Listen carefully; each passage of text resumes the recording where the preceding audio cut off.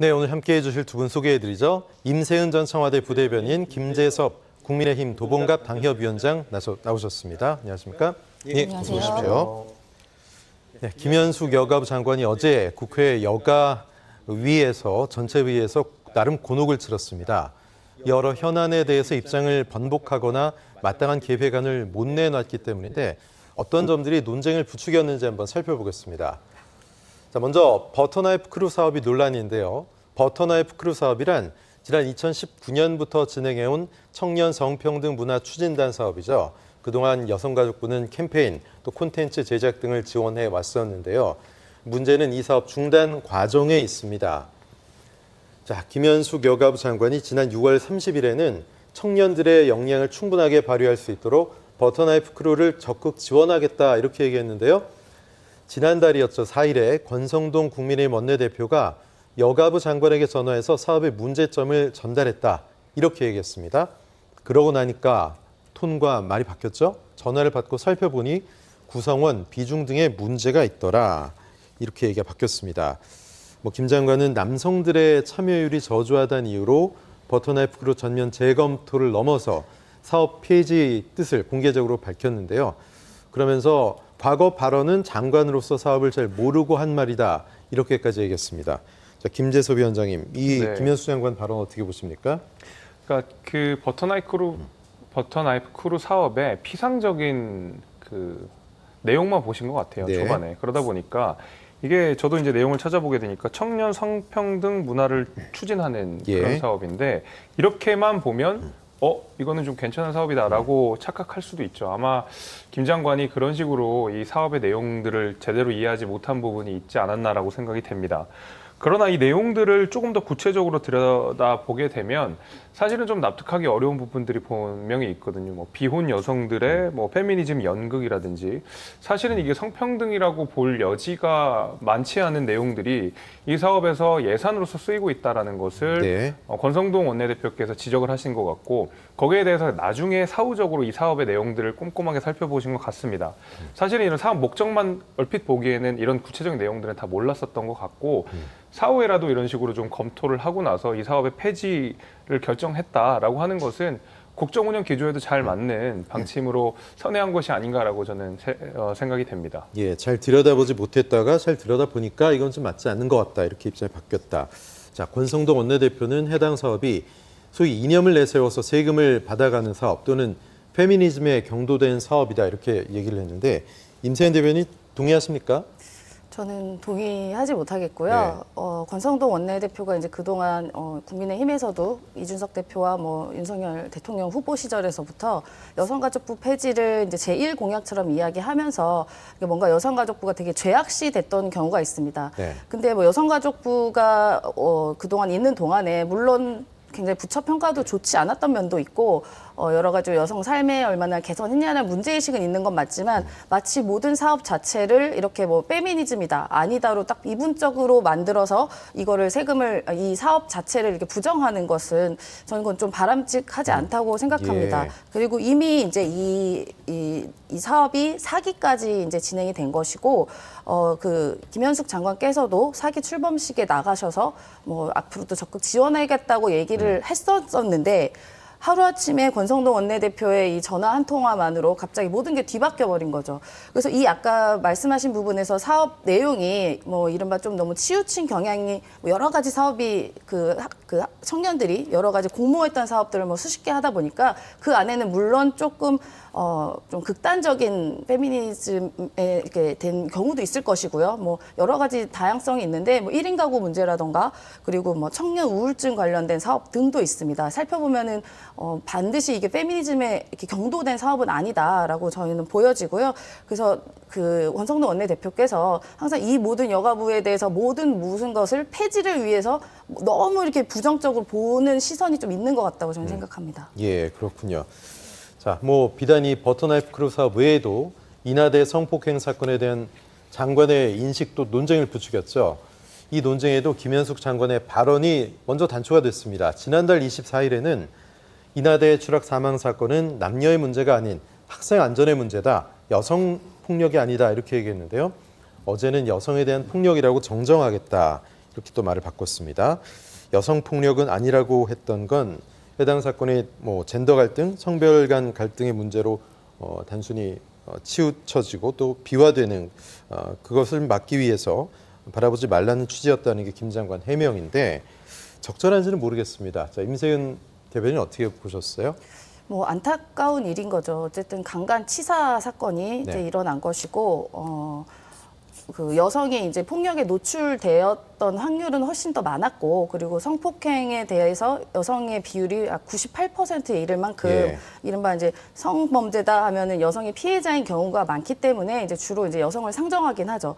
그래서 지금 사건 같은 경우도 아마 이제 이거를 고려해서 의식해서 이야기를 하신 것 같습니다. 이제 물론 모든 피해에 여성이 반드시 있다는 건 아닌 전제가 있기 때문에 그런 부분을 좀 의식해서 이거는 뭐 여성 범죄다라고 딱 특정 짓기는 또 여가부 장관으로서는 말씀을 폐지를 하고자 하는 입장에서는 그렇게 말씀하셨던 거는 제가 이해를 충분히 할 수는 있습니다만 이게 어쨌든 정확하게 피해자가 있고 사망자가 있고 그 피해자 사망자가 여성이라는 거는 명백하거든요. 그리고 그렇죠. 가해자가 본인이 실제로 성폭행을 했고 증거인멸까지 시도했다는 건 자백으로 밝혀졌기 때문에 이걸로 이 사건 본질 말고 이걸 단지 여성이 꼭 했다, 남성을 배제해야 된다 뭐 이라는 관점으로 보는 것은 여가부 장관께서 또 마치 이 여성가족부 폐지를 너무 머릿속에 갖고 있어서 이런 걸 너무 의식해서 말씀하신 거라고 저는 생각합니다. 예, 이나대 성폭행 사망 사건 관련해서 논란이 된 또 발언이 또 있습니다. 다시 재조명되고 있죠.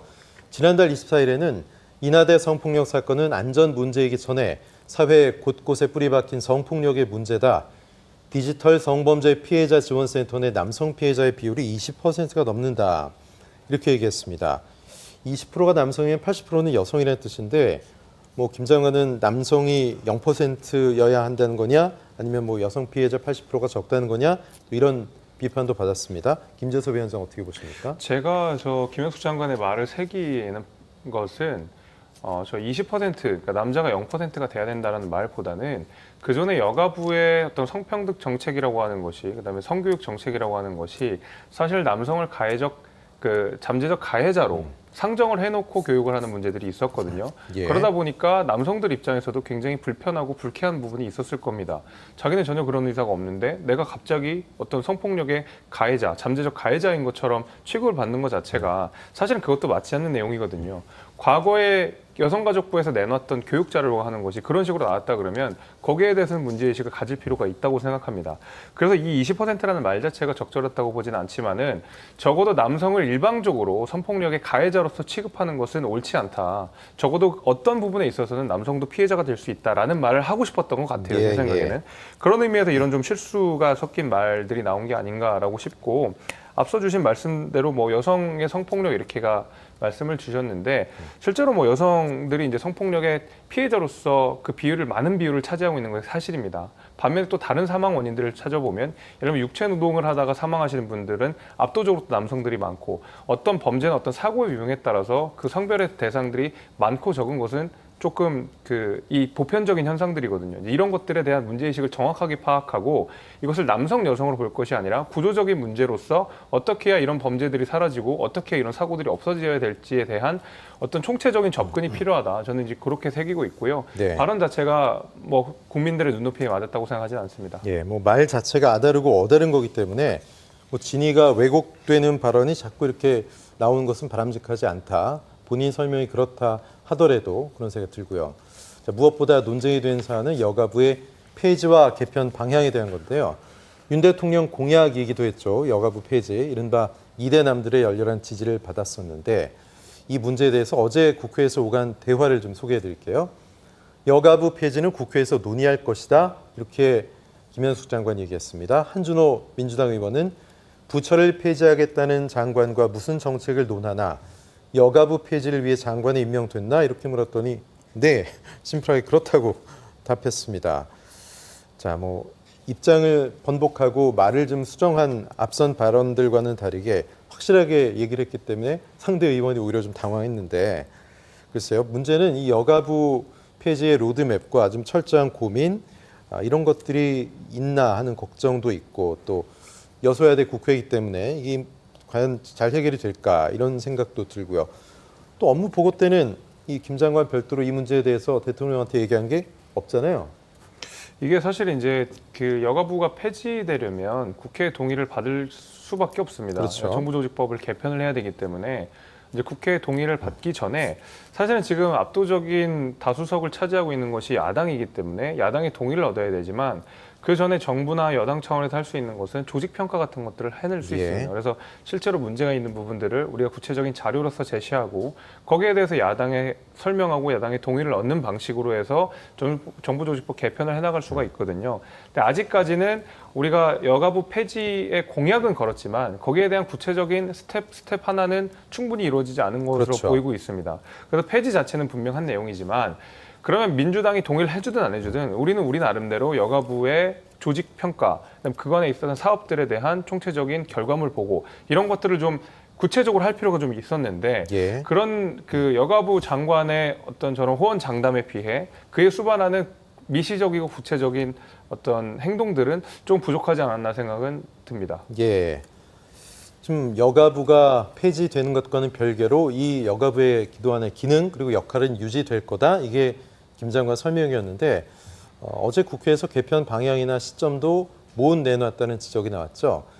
폐지한다면 그로 인한 기능 또 역할 분담에 대해서도 아무래도 고민이 좀 있어야 되지 않을까요? 임세현 대변인? 네, 그렇습니다. 네. 저희가 민주당이 여성가족부를 폐지한다는 것에 대해서 무조건적으로 안 된다라고 하는 게 아니거든요. 네. 이 여가부에 대한 논의는 그동안도 있어 왔고 사실 필요한 부분이기도 합니다. 그래서 국민의힘과 윤석열 대통령은 무조건 폐지로 이제 강경하게 말하고 있지만 민주당에서는 여러 가지 논의로 물론 폐지도 그 데스크에 올려놓고 충분히 논의할 수 있는 그런 과정과 이런 열린 마음이 있습니다.